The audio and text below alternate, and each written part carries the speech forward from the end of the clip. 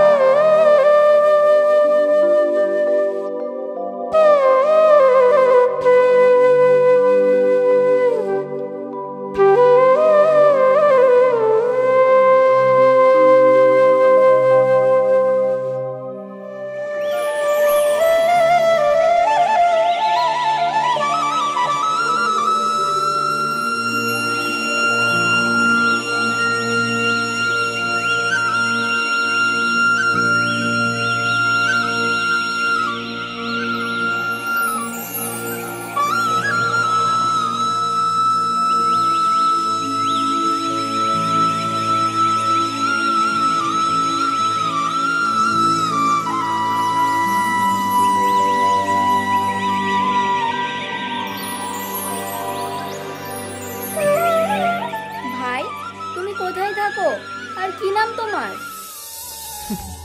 আমার নাম রোহান। আমার কোনো বাড়ি ঘর নেই, আমি সারাদিন এখানেই থাকি। কই, আগে তো কখনো দেখিনি। না না, আমি এখানেই থাকি। যখন রাত হয় একটা তিরপল বিছিয়ে আমি এখানেই শুয়ে থাকি। তা তোমার বাবা মা কি করে? আমার বাবা মা তো আমাকে ছোট রেখে মারা গেছে। আমি, আমার ভাই আর আমার ভাবি আমরা একসঙ্গেই থাকতাম। তারপর ভাবি আমাকে বাড়ি থেকে বের করে দিয়েছে, ছেলে হোক বা মেয়ে। যখন বাবা মা বেঁচে থাকে তখন নিজেদের বাচ্চাদের অনেক খেয়াল রাখে। যখন তারা চলে যায় তখন আর কেউ থাকে না গো। কেন তুমি বিয়ে করনি? না না, সারাদিন এই কাজ করে নিজের পেটের খাবারই তো জোগাড় করতে পারি না, বিয়ে করে তাকে আবার কি খাওয়াবো? তবে একটা কথা, বাবা মা মরে যাওয়ার আগে আমাকে কিছু টাকা দিয়ে গিয়েছিল, ওই মোটামুটি 10 লাখ টাকা। ভেবেছিলাম যখন বিয়ে করব ওই টাকাগুলো দিয়ে একটা ব্যবসা বাণিজ্য করব। আর তাছাড়া আমি তো সারাদিন এখানেই থাকি, আমি বিয়ে করে তাকে কোথায় রাখবো? তা তোমার খাবার কে বানিয়ে দেয়? তুমি কি খাবার বানাতে পারো? হ্যাঁ, আমি ভাত রুটি বানাতে পারি, কিন্তু সবজি বানাতে পারি না। তাই এখানেই রুটি বানিয়ে জল দিয়ে ভিজিয়ে খেয়ে নিই। এভাবেই কেটে যাচ্ছে আমার জীবনটা। আমি শুধু রাতের বেলায় ভাত খাই, আর এখানে ভাতটা রান্না করে সামনের হোটেল থেকে একটু সবজি নিয়ে এসে খেয়ে নিই।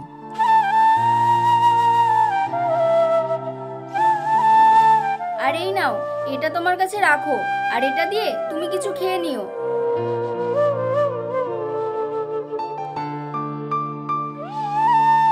আপনাকে অনেক ধন্যবাদ। আমি তাহলে এখন আসি। আচ্ছা ঠিক আছে ম্যাডাম, আসুন।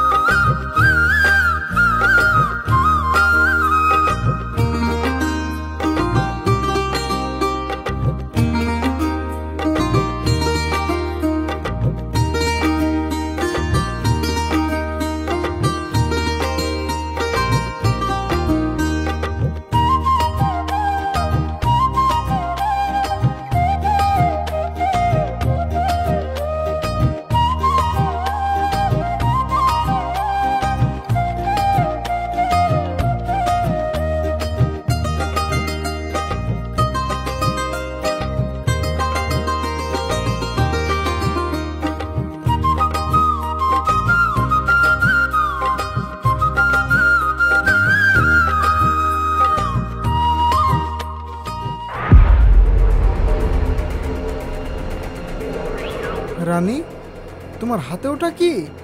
কই, কিছু না তো। কই দেখি। সিগারেট?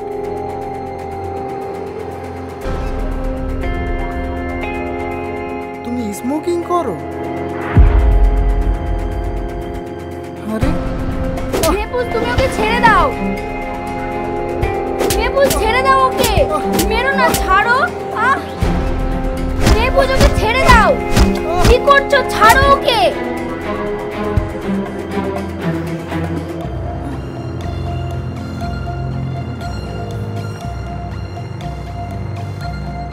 এই কে রে তুই? তুই আমার গার্লফ্রেন্ডকে টাচ করার সাহস পাস কি করে? রাস্তাঘাটে পাগলের চাপটা একটু বেশিই বেড়ে গেছে। কোথা থেকে যে আসে এরা কিছুই বুঝতে পারি না। তোর কিছু বলি রে।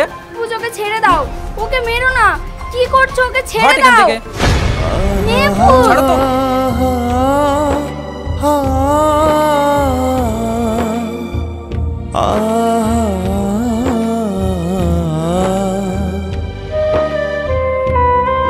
চল চল, পাগল কোথাকার, কোথা থেকে যে আসে এখানে।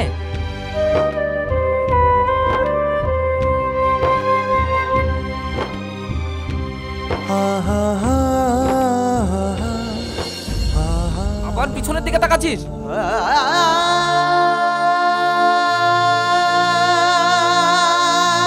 চলো এখান থেকে।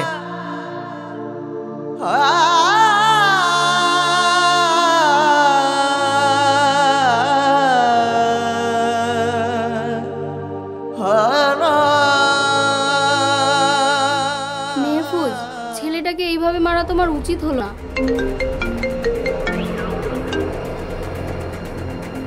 হ্যালো রানী রানী, তোমার মায়ের অ্যাক্সিডেন্ট হয়েছে, তুমি তাড়াতাড়ি বাড়ি এসো, তোমার মাকে হসপিটালে নিয়ে যেতে হবে। ঠিক আছে ভাই, আমি এক্ষুনি আসছি। মেহফুজ, আমার মায়ের অ্যাক্সিডেন্ট হয়েছে, আমাকে এক্ষুনি বাড়ি যেতে হবে। আরে আর একটু বসো না ডার্লিং, যারা অ্যাক্সিডেন্ট করেছে তারা হয়তো এতক্ষণ হসপিটালে নিয়ে চলে গেছে, ওরা ততক্ষণ ট্রিটমেন্ট করুক, আমরা আর কিছুক্ষণ পরে এখান থেকে চলে যাব। আমি আমার বাইকে করে তোমাকে রেখে আসবো, তুমি কোনো চিন্তা করো না। হ্যালো রানী, তুই কত দূর এলি? তুই তাড়াতাড়ি বাড়ি আয়, না হলে তোর মায়ের তাজা মুখটা দেখতে পাবি না। হ্যাঁ ভাই, আসছি। মনে হয় বাঁচবে না রে, অপারেশন করতে হবে, অনেক টাকা লাগবে। কত টাকা লাগবে ভাই? ডক্টর বলেছে মোটামুটি 50,000 টাকা। 50,000 টাকা? আমি এখন কোথায় জোগাড় করব? যে গাড়িতে অ্যাক্সিডেন্ট করেছে ওরা এখন কোথায়? ওরা ওখানে নেই রে, ওরা সঙ্গে সঙ্গে ওখান থেকে পালিয়ে গেছে। উফ, আমি এখন 50,000 টাকা কোথায় পাবো? টাকা পয়সার ব্যবস্থা কিছু একটা হবে, তুই তাড়াতাড়ি বাড়ি ফিরে আয়। ঠিক আছে ভাই, আমি এক্ষুনি আসছি। মেহফুজকে কি বলবো কিছু টাকা দিয়ে হেল্প করবে কিনা, বাট বলতেও তো কেমন লাগছে। আচ্ছা রানী, আমি তাহলে বাড়ি গেলাম, তুমি গিয়ে দেখো তোমার মা কেমন আছে।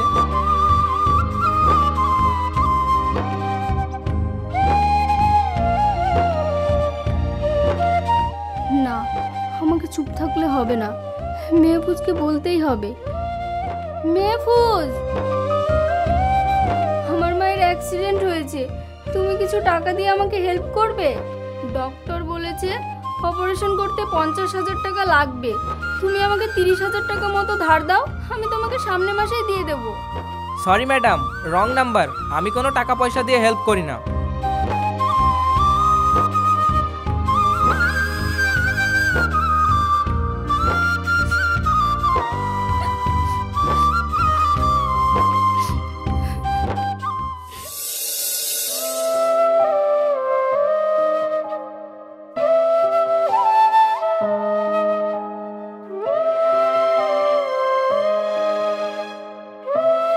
রোহান, রোহান,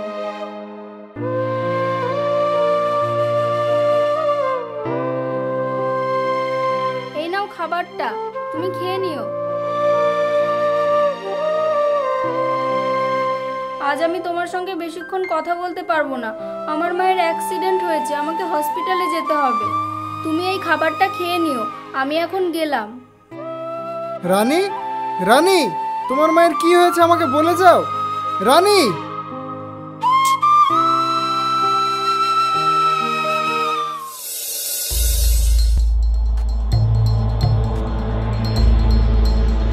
স্যার, আমার মা এখন কেমন আছে? আপনার মা এখন সুস্থ আছে, ভয়ের কোনো কারণ নেই, ওনার অপারেশন আমরা করে দিয়েছি। আচ্ছা ঠিক আছে, আমি আমার মাকে একটু দেখতে চাই। ঠিক আছে, আপনি ওয়েটিং রুমে গিয়ে বসুন, আমরা ডেকে নিচ্ছি। Thank you sir. এই নিন, অপারেশনের পুরো টাকাটাই এখানে আছে। ম্যাডাম, আপনার মায়ের অপারেশন চার্জ রোহান নামের একটা ছেলে কিছুক্ষণ আগেই পে করে গেল। স্যার, ও এখন কোথায় আপনি কি জানেন? হ্যাঁ, উপরে গিয়ে দেখুন, ওয়েটিং রুমে বসে আছে। আচ্ছা ঠিক আছে স্যার।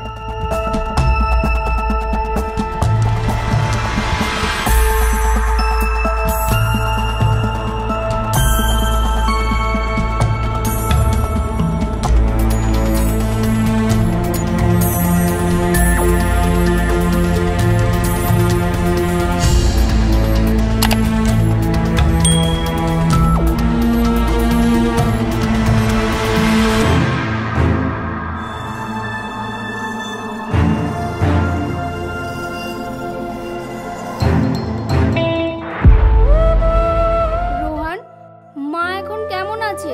আর তুমি বা কখন এলে এখানে? মা এখন সুস্থ আছে, আমি ওনার সব ব্যবস্থা করে দিয়েছি, তুমি কোনো চিন্তা করো না। আজ যদি আমার মায়ের অ্যাক্সিডেন্ট না হতো তাহলে হয়তো আমি তোমাকে চিনতে পারতাম না। আমি এতদিন রূপের পাগল ছিলাম, টাকা পয়সার পাগল ছিলাম। আজ আমি বুঝতে পারলাম জীবনে চলার পথে টাকা পয়সা আর রূপ যৌবনের কোনো প্রয়োজন হয় না। প্রয়োজন হয় গুণ, যেটা তোমার মধ্যে আছে, অন্যদের মধ্যে নেই। একটা কথা কি জানো রানী, যাদের ধন দিয়েছে তাদের মন দেয়নি, আর যাদের মন দিয়েছে তাদের ধন দেয়নি।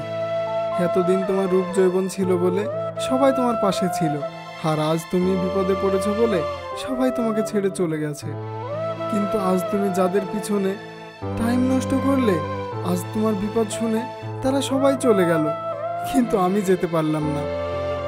মানুষ নিজের ফিগার ঠিক রাখার জন্য সকালবেলায় সাবান দিয়ে মুখ ধোয়, ভালো কলগেট ব্রাশ দিয়ে দাঁত পরিষ্কার করে, শ্যাম্পু দিয়ে মাথা ঘষে, সাবান দিয়ে শাওয়ার নেয়। এইভাবে তাদের ফেসটাকে চকচকে করে রাখে, কিন্তু তাদের মনটা যে এত জঘন্য সেটা কেউ দেখতে পায় না। তারা ভাবে ভিতরে যা আছে থাক, সামনেটা তো পরিষ্কার রাখি। কিন্তু সেই ব্যক্তি যখন মরে যায়, সেই মানুষটাকে ভুলতে মানুষের 3 দিনও সময় লাগে না। আর কিছু মানুষ থাকে যাদের মন ভালো, আর সেই ব্যক্তি মরে গিয়েও, তার মাংস পচে গেলেও মানুষ তাদেরকে মনে রাখে। রাস্তাঘাট, হাটে বাজারে সব জায়গায় তাকে নিয়ে আলোচনা হয়, সেই ভালো মনের মানুষটাকে নিয়ে। মানুষ বলে সেই ব্যক্তিটা অনেক ভালো ছিল, অনেক সুন্দর মনের মানুষ ছিল। তোমার এখন রূপ যৌবন আছে, তোমাকে সবাই মনে রাখবে, কিন্তু তুমি যখন বুড়ো হয়ে যাবে তোমাকে সবাই ভুলে যাবে। কিন্তু আমরা যদি নিজের মনটাকে ভালো রাখি, নিজের মনটাকে পরিষ্কার রাখি, নিজেকে সৎ রাখি, সারা জীবন আমাদের জন্য মানুষ দোয়া করবে। আমাদের কথা মনে হলে তারা অনেক কষ্ট পাবে। তাই আমরা চেষ্টা করব নিজের মনটা পরিষ্কার করার। আর নিজের মনটা পরিষ্কার করতে কি লাগবে জানো রানী? দাঁত, কান, নাক, হাত, মুখ পরিষ্কার করার জন্য কোম্পানি সব কিছু বানিয়েছে, যেমন কলগেট, সাবান, শ্যাম্পু, বডি লোশন। কিন্তু মন পরিষ্কার করার জন্য কোম্পানি কিছুই বানায়নি। তাহলে আমরা মনকে কিভাবে পরিষ্কার করব? মন পরিষ্কার করার জন্য আমাদেরকে আমল করতে হবে, আমাদেরকে মসজিদে যেতে হবে, আমাদেরকে নামাজ পড়তে হবে। আমি আপনাদেরকে বলছি বন্ধুরা, বিশ্বাস না হলে আপনারা আমার কথা শুনে একদিন মসজিদ বা মন্দিরে গিয়ে দেখুন। আপনারা নামাজ পড়ুন, ভগবানের পূজা করুন। আপনি যতই বড় বিপদে পড়ুন না কেন, আপনি একবার সেখানে গিয়ে বসুন, আপনার সব বিপদ দূর হয়ে যাবে। বেশি কথা বলে আমি আপনাদের সময় নষ্ট করতে চাই না। আপনারা ভালো থাকুন, সুস্থ থাকুন। আবার দেখা হচ্ছে পরের ভিডিওতে। ধন্যবাদ।